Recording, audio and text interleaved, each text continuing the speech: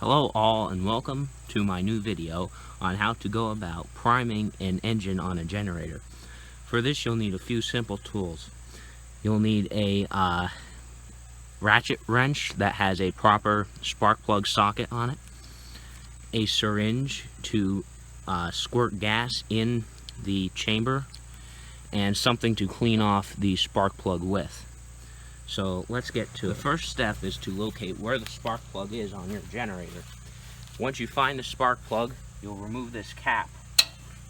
Once that cap is removed, it exposes the spark plug itself. You'll then want to take the spark plug wrench, or I guess you could do it with a pair of pliers, and loosen the spark plug until it comes out.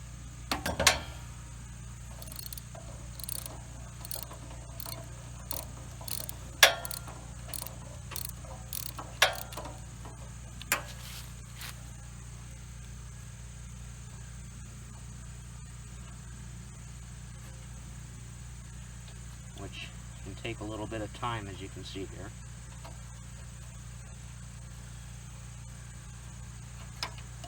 Once you have the spark plug removed, you have exposed the chamber where the piston is. You can see how the spark plug on this is blackened around there. And what you're going to want to do is take some form of abrasive pad, it could be sandpaper, and clean that off.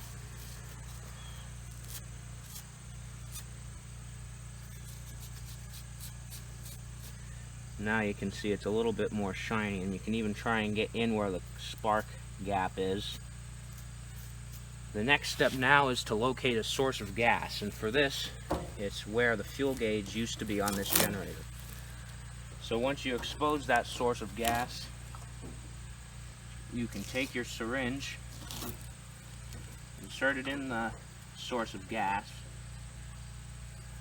and if I can get the syringe to work properly, you can get gas, take it,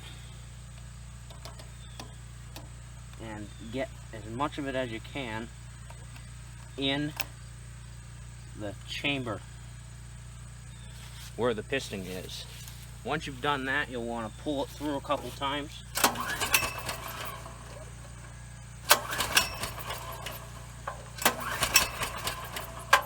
And then you can put the spark plug back in the engine.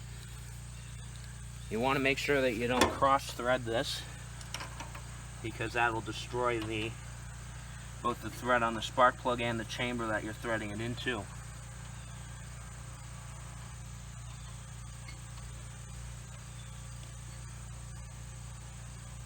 Once you get it started, you can just finger tighten it at first.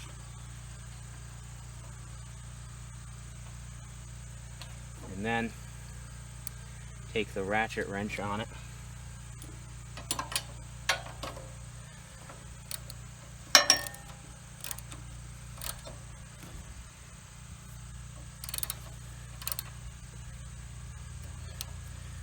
It's important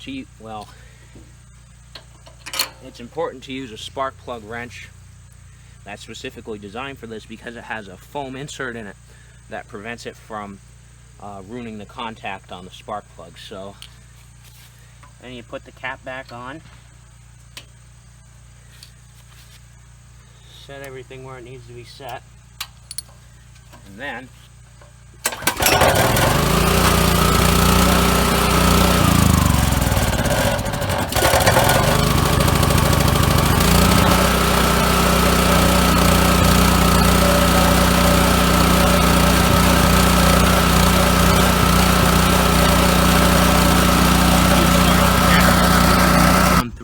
it's a good idea to test it with a load, so we'll show how you would go about doing that. In my opinion, the best way to test a generator like this that has multiple outputs on it is to use the 240 volt output on it.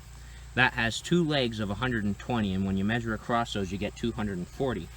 Now, you can make a harness that has one of those plugs which has 4 prongs in it on the end of it, and one of these on the other end of it. That way you can test both legs of it at once. For this I just used 14-3 cable. However, in a permanent installation you'd want to use 10 gauge cable.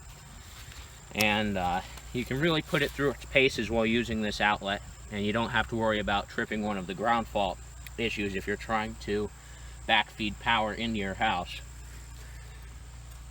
These are called a twist lock plug, and as you can see, it has 4 prongs on it. Obviously, you'll need to make sure that the breakers on this are on when you go to try and use it, but that's how you go about priming an engine on a generator, and a little bit about testing it. Thanks for watching. Please like and subscribe.